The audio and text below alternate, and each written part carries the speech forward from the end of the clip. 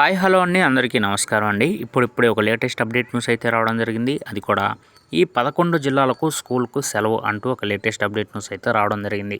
అయితే దీని గురించి పూర్తి సమాచారం మనం ఈ వీడియోలో తెలుసుకుందాం.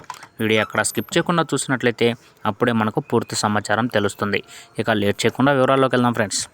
ఇక ఏపీకి మరో ముప్పు పొంచి ఉంది. వరద ప్రభావం నుంచి కోలుకోకముందే మరో ప్రమాదం పొంచి ఉంది. బంగాళాఖాతంలో వాయుగుండం ప్రభావంతో కోస్తాంధ్రలో గత 2 రోజులుగా ముసురు వాతావరణం ఉంది.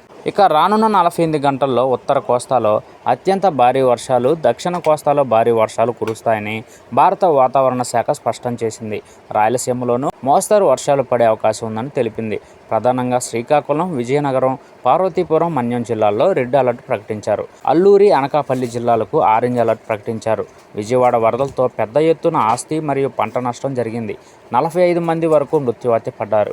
దాదాపు 16 జిల్లాల్లో 5.15 లక్షల ఎకరాల్లో పంటకు నష్టం వాటిల్లింది. కృష్ణానది రికార్డు స్థాయిలో ప్రవహించింది. ప్రకాశం బ్యారేజీ వద్ద నీటి తీవ్రత అధికంగా ఉంది. మొన్నటి వరదలకు ఏలూరు, ఎన్టీఆర్, కృష్ణా, గుంటూరు, బాపట్ల, పల్నాడు, ప్రకాశం జిల్లాలకు సైతం మూల్యం చెల్లించుకున్నాయి. ఇక వాయుగుండం ప్రభావంతో కోస్తాంధ్రలో భారీ వర్షాలు ప్రారంభమయ్యాయి. ఉత్తరాంధ్రలో వంశధార, నాగావళి నదులకు వరద పెరిగే అవకాశం ఉంది. ఉత్తరాంధ్ర ఏజెన్సీ ప్రాంతాల్లోని వాగులు, వంకలు పొంగి ప్రవహిస్తున్నాయి. సీఎం చంద్రబాబు అన్ని జిల్లాల కలెక్టర్లు, ఎస్పీలు, ఇతర ఉన్నతాధికారులు టెలికాన్ఫరెన్స్ నిర్వహించారు. అంతేకాకుండా రాష్ట్ర వ్యాప్తంగా అధికార యంత్రాంగాన్ని అప్రమత్తం చేశారు. జిల్లాల్లో కంట్రోల్ రూమ్లు కూడా ఏర్పాటు చేశారు. ఇక ప్రధానంగా ఈ వాయుగుండం ఉత్తరాంధ్ర జిల్లాలతో పాటు గోదావరి జిల్లాలపైన ప్రభావం ఎక్కువగా ఉండబోతుంది.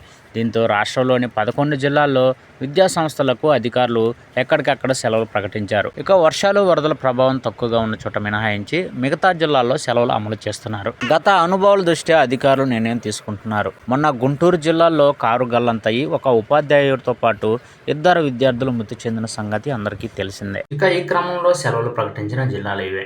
ఇప్పటి వరకు రాష్ట్రంలో సెలవులు ప్రకటించిన జిల్లాల్లో విజయనగరం, శ్రీకాకుళం, విశాఖపట్నం, అనకాపల్లి, కాకినాడ, పార్వతీపురం, మన్యం, అల్లూరి సీతారామరాజు, పశ్చిమ గోదావరి, ఏలూరు జిల్లాలు ఉన్నాయి. ఎన్టీఆర్ జిల్లాలోని ముంపు ప్రాంతాలు, పునరావాస కేంద్రాలు ఉన్న చోట కూడా సెలవు కొనసాగిస్తున్నారు.